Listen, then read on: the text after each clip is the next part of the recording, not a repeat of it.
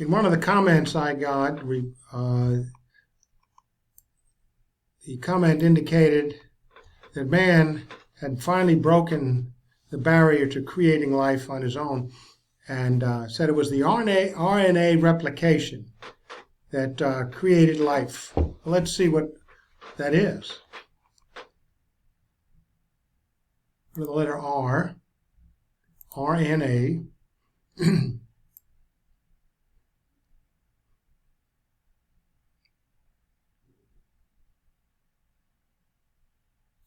RNA replication. What is that?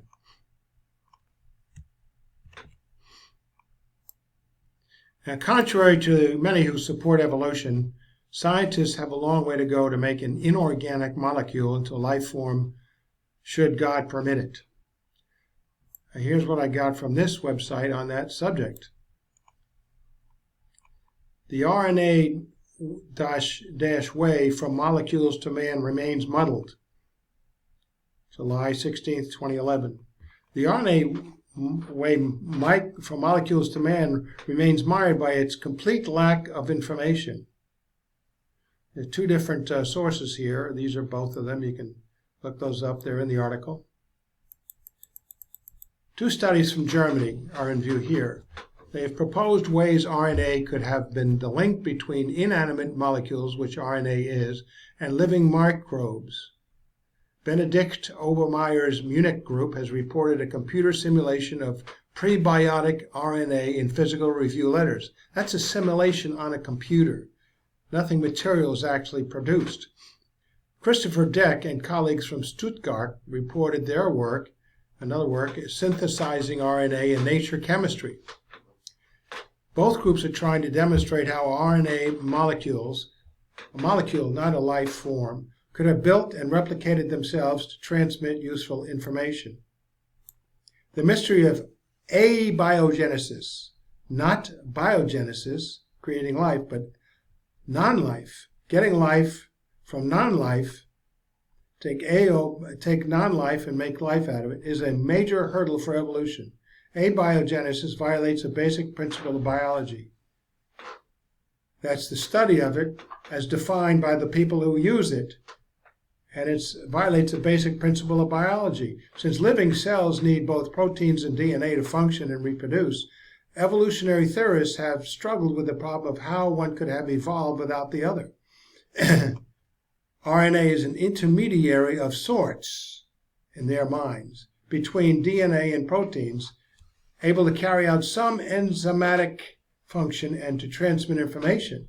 So the RNA world hypothesis, it's not a hypothesis, hasn't been proved yet, paints a scenario in which the earliest life forms would have only required RNA.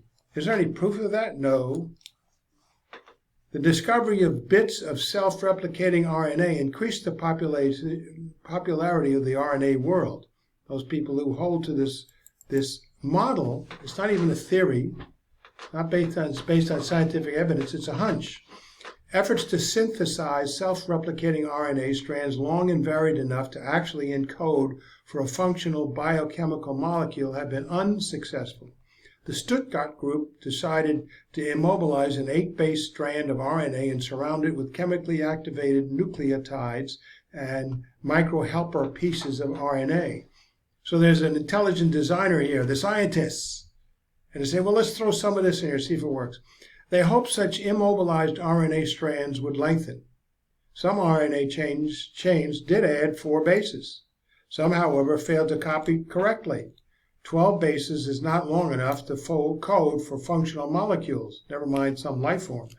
But Deck considers the work a success. Okay. The group suggests that early life forms may have gotten by with simpler molecules. And you know this because... And although the experiment required pinning down the RNA starter strand with a bit of DNA, a little bit of help from the intelligent designer scientists, the group proposes early RNA got adsorbed and immobilized on surfaces billions of years ago. That presumes something that hasn't been shown as viable. The Munich group didn't actually grow any RNA. Shall I repeat that? computer simulation, which was controlled by all these presumed ideas by the intelligent designer scientists. They performed a computer simulation proposing a natural hydrothermal RNA reactor, porous rocks on the seafloor where nucleotides can accumulate in the pores and be exposed to strong temperature gradients, in which aggregates of nucleotides can randomly bond to build RNA. During normal transcription of RNA, only certain nucleotide pairings are stable. Therefore, in this computer-simulated reactor, randomly generated bits of RNA hybridized by matching up properly with other bits of RNA, thereby outlasting improperly paired molecules. Hybridization simultaneously protects the sequence motif and its complement from degradation, Ulrich Gerland explained. Thereby it extends not only the lifetime of the sequence motif, but also the lifetime of its complement, which in turn can protect other copies of the sequence motif after dissociation. This constitutes a form of information transmission between molecules, since it can conserve the information in the sequence motif beyond the lifetime of a single molecule. Gerland concludes, we show that a combination of simple physico-chemical mechanisms can greatly facilitate the spontaneous emergence of a prebiotic evolutionary system, such as envisaged by the RNA world. Well, that's their conclusion, which hasn't been proved. Yet they say it was a success. Even if the Stuttgart experiment with real molecules had been as successful as the computer simulation, the RNA sequence actually codes for nothing. In both studies, a way was being sought to cobble together enough nucleotides to code for something useful and to self-replicate that information. Both took advantage of the ordinary rules of chemistry, in which the likelihood of a reaction happening is increased if the molecules collide with each other more often, which they made sure happened. Even if the Stuttgart experiment with real molecules had been as successful as the computer simulation, the RNA sequence actually codes for nothing. The Munich group claims information was preserved, but no information existed. Only copies of nonsensical random RNA sequences were preserved. Genuine information must have meaning. The genetic code in a cell is information because it can be translated into something useful. Each section of the genome acting as a code to assemble proteins or to regulate these processes.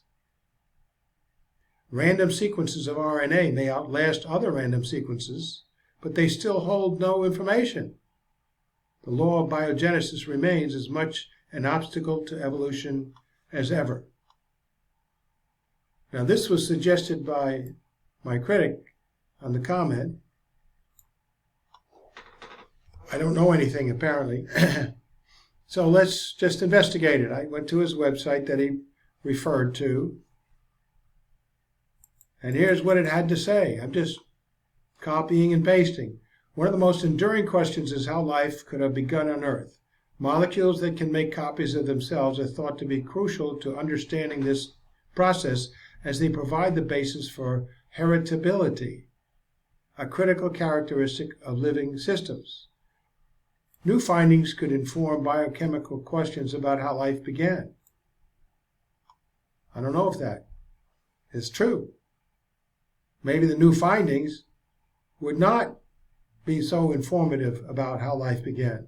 You're just making a presumption here? Now, a pair of Scripps Research Institute scientists has taken a significant step toward answering that question. Could new findings inform biochemical questions about how life began? No, it didn't say that. It said definitively that they could.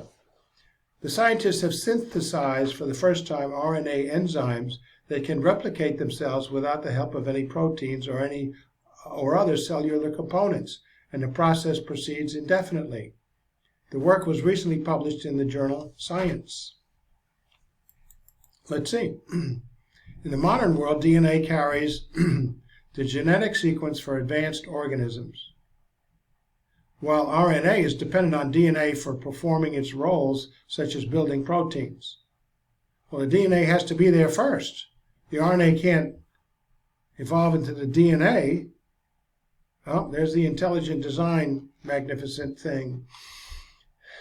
But one prominent theory about the origins of life, called the RNA world model, postulates that RNA can function as both a gene and an enzyme.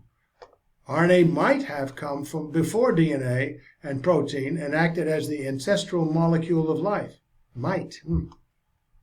Where's your proof? However, the process of copying a genetic molecule, which is considered a basic qualification for life, appears to be exceedingly complex, involving many proteins and other cellular components. For years, researchers have wondered whether there might be some simpler way to copy RNA brought about by the RNA itself. Some tentative steps about this road had previously been taken by the Joyce lab and others, but no one could demonstrate that RNA replication could be self-propagating, that is, result in new copies of RNA that could copy themselves. So we have in vitro evolution. So a few years after Tracy Lincoln arrived at Scripps Ranch Research from Jamaica to pursue her PhD, she began exploring the RNA-only replication concept along with her advisor, Professor Gerald Joyce, MD, PhD, who is also a dean of the faculty at Scripps Research. Their work began with a method of forced adaptation known as the in vitro evolution. The goal was to take one of the RNA enzymes already developed in the lab that could perform the basic chemistry of replication and improve it to the point that it could drive efficient perpetual self-replication. Lincoln synthesized in the laboratory a large population of variants of the RNA enzyme that would be challenged to do the job, and carried out a test tube evolution procedure to obtain those variants that were most adept at joining together pieces of RNA. Ultimately, this process enabled the team to isolate an evolved version of the original enzyme that is a very efficient replicator, something that many research groups, including Joyce's, had struggled for years to obtain. The improved enzyme fulfilled the primary goal of being able to undergo perpetual replication. It kind of blew me away, says Lincoln. Immortalizing molecular information is the next topic here. The replicating system actually involves two enzymes, each composed of two subunits and each functioning as a catalyst that assembles the other. The replication process is cyclic in that the first enzyme binds the two subunits that comprise the second enzyme and joins them to make a new copy of the second enzyme, while the second enzyme similarly binds and joins the two subunits that comprise the first enzyme. In this way, the two enzymes assemble each other, what is termed cross-replication. Well, okay. To make the process proceed indefinitely requires only a small starting amount of the two enzymes and a steady supply of the subunits. So that has to be provided. This is the only case outside biology where molecular information has been immortalized, says Joyce. Not content to stop there, the researchers generated a variety of enzyme pairs with similar capabilities. They mixed 12 different cross-replicating pairs together with all of their constituent subunits and allowed them to compete in a molecular test of survival of the fittest. Most of the time, the replicating enzymes would breed true, but on occasion, an enzyme would make a mistake by binding one of the subunits from one of the other replicating systems. When such mutations occurred, the resulting recombinant enzymes also were capable of sustained replication, with the most fit replicators growing in number to dominate the mixture. To me, that's actually the biggest result, says Joyce. The research shows that the system can sustain molecular information, a form of heritability, and give rise to variations itself in a way akin to Darwinian evolution. Actually, you're assuming that Darwinian evolution is a scientific fact, and it is not, has been even been proved. So, says Lincoln, what we have is non-living, all right, not a life form, but we've been able to show that it has some lifelike properties, and that was extremely interesting. Well, lifelike properties, a lot of inorganic material has lifelike properties, but it's not life. Knocking on the door of life is the next subject next time.